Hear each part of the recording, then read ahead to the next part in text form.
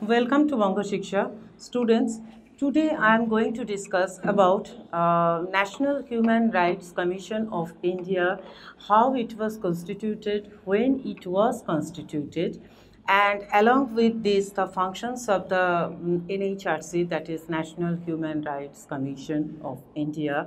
The after functions, I will discuss about the appointments, that what rules, norms, procedures are followed in case of appointment of the members of the NHRC, that is National Human Rights Commission, and composition, that Human Rights Commission consists of how many members, and from what academic field and from what extra distinguishing knowledge they are having with them.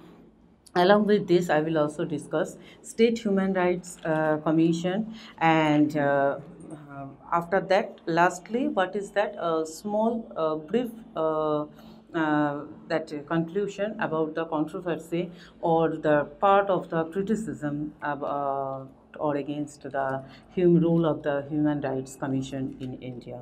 So first, what I am going to discuss, that is how and when National Human Rights Commission was established, and under what guidance, under whose guidance, everything now I am going to tell.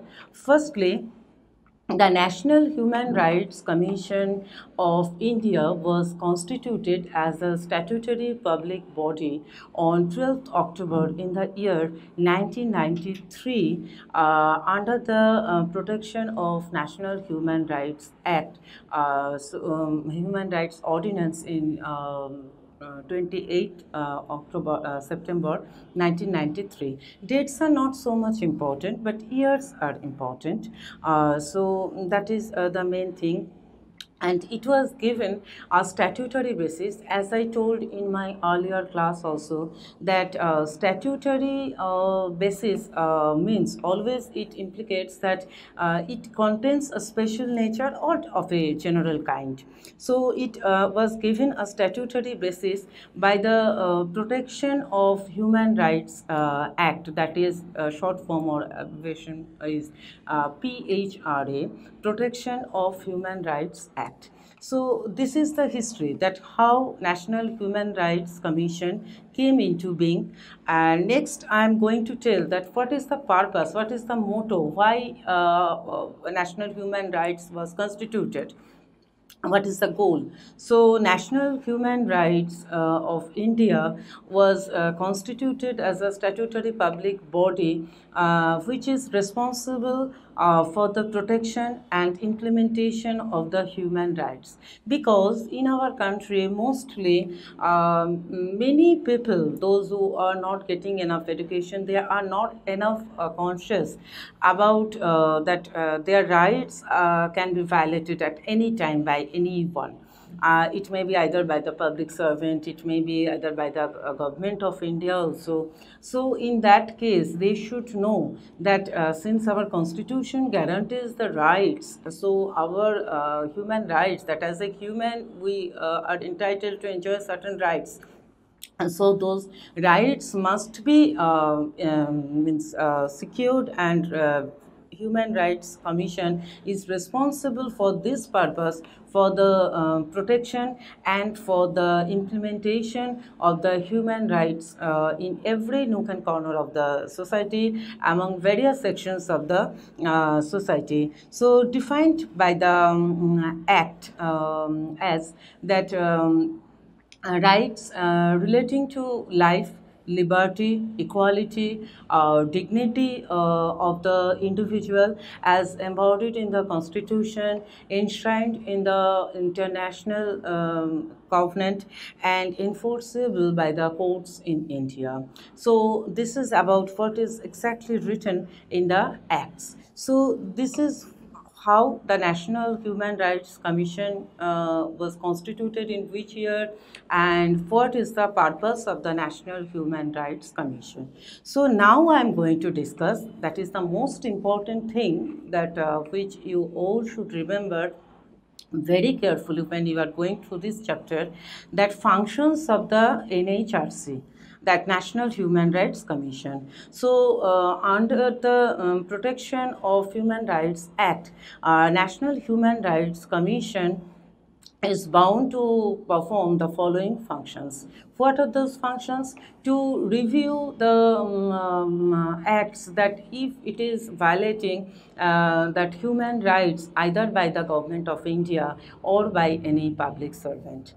Secondly, to review the acts that even including the act of terrorism that suggests appropriate measures, remedial measures, also remedial measures. So what I was discussing that it is the duty of the Human Rights Commission to visit jails and to take feedbacks from the inmates. And always another function of the National Human Rights Commission is also inculcating the knowledge about the proper implementation and the protection of the human rights among various sections of the society. And how it can be done?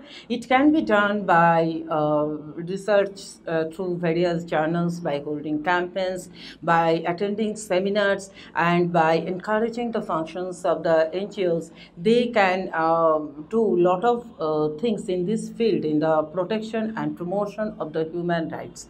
Next important task of the Human Rights Commission is to encourage the NGOs, non-governmental organizations in the field, especially in the protection and implementation of the human rights, so that they can do much more for the protection of the human rights. They can highlight, they can bring it to the limelight of the media and other modes of the media about that in what part or which fact is denied by the Human Rights Commission or is denied, their violation of human rights has been done. So violation of the human rights is the essential part of the Human Rights Commission to take care so that there should not be any violation of the human rights. It is the duty of the Human Rights Commission to ensure that there should not be any violation of the human rights, means all the liberty relating to life, dignity, equality, which is enshrined in the Constitution. So protection of this, as it is embodied in the Constitution by the courts, enforceable courts in the country, it is the duty of the or functions of the National Human Rights Commission. It considers the necessity for the protection of the human rights. And next, another task of the Human Rights Commission is to study treaties and other international instruments on human rights and make recommendations for their effective implementation. So this is all about the functions of the National Human Rights Commission, that what kinds of functions are performed by the Human Rights Commission of India. So next I am going to discuss, that is about the composition, that who are the members of the National Human Rights Commission. So the National Human Rights consists of the chairman and 4 members excluding the ex officio members. So consists of the chairman. So who will be the chairperson? A chairperson who is or has been the Chief Justice of India or a judge of the Supreme Court of India. That is the Apex Court of India, Supreme Court. So next, another member who is or has been a judge of the High Court. Another member who is or has been the Chief Justice of the High Court. Now, apart from these 3 members, there should be the appointment of a woman who is having distinguished knowledge, expertise knowledge in the field, practical knowledge in the field of the protection, promotion of the human rights in every nook and corner of the society.